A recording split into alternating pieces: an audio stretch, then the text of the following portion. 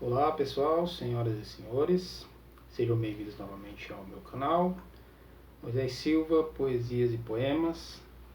Para quem gosta de poesia, para quem gosta de poemas, para quem gosta de refletir sobre coisas belas da vida, este é o canal. Hoje eu quero falar sobre Homero, meu professor de estética poética. Como os senhores já sabem, inclusive em outro vídeo eu já falei isso, eu tive algumas influências na minha área de escrita poética que me ajudaram bastante, como a leitura, por exemplo, de Machado de Assis, alguns autores como Goethe, o próprio Fernando Pessoa também, Álvares de Azevedo. Eu tive a ajuda desses autores, o auxílio para poder desenvolver a minha escrita poética. E hoje eu vou falar de alguns aspectos aí de Homero que tem me ajudado bastante, que me ajudam bastante, que eu percebi, né? Homero, assim, foi um poeta grego muito citado, muito as suas duas obras principais, a Ilíada e a Odisseia, são, digamos assim, que textos extremamente importantes na literatura e na poesia de maneira universal. E eu quero falar sobre três aspectos aí, três, digamos que assim, curiosidades da poesia de Homero que me ajudou bastante, muito precisamente na Odisseia. A primeira coisa que eu quero falar é sobre a influência da poesia de Homero em Platão.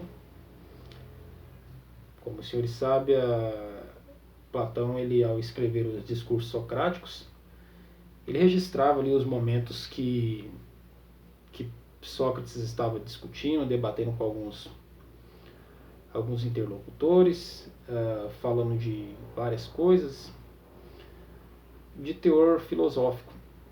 E uma das questões assim que mais é impressionante é como que Sócrates era extremamente influenciado aí, Sócrates, Platão eram extremamente influenciados pela poesia de Homero.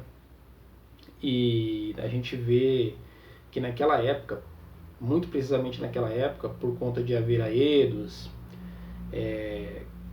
cantores de poesia e poemas, recitadores, era muito importante os poetas naquela época. E Homero era a figura, assim, digamos que central da poesia grega no século V, no século IV, ali onde foi muito citado.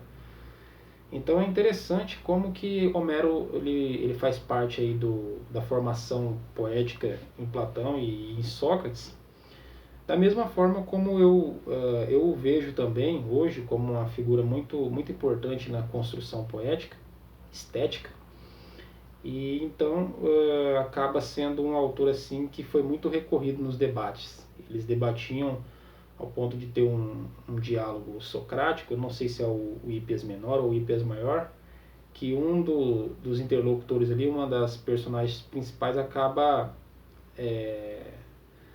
debatendo com Sócrates, dizendo que é capaz de citar Homero de cor, né? Então a gente vê o quanto era importante a figura de Homero como poeta e como um referencial teórico para discussões de teor mais elevado e mais, dizer assim, mais sublime naquela época.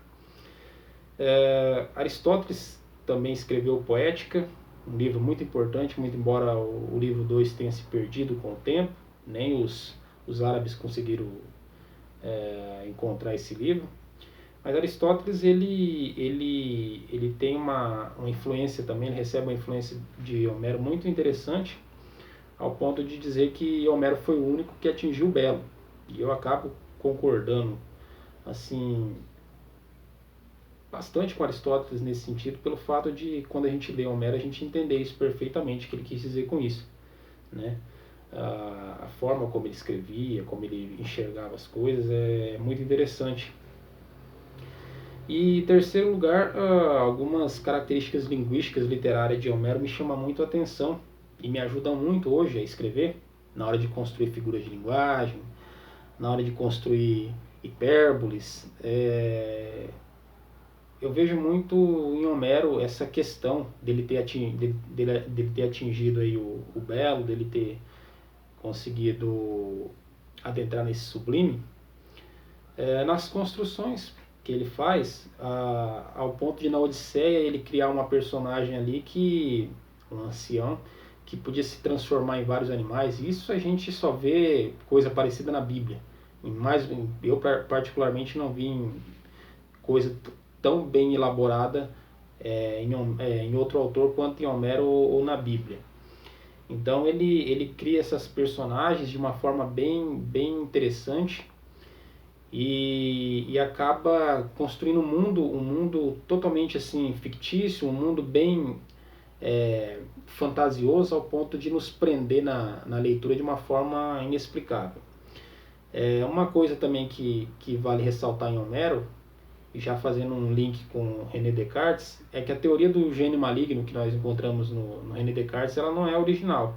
Ela provém de Homero e na minha tradução que eu tenho aqui está na página 81, essa teoria aí do gênio maligno que a gente vê em René Descartes.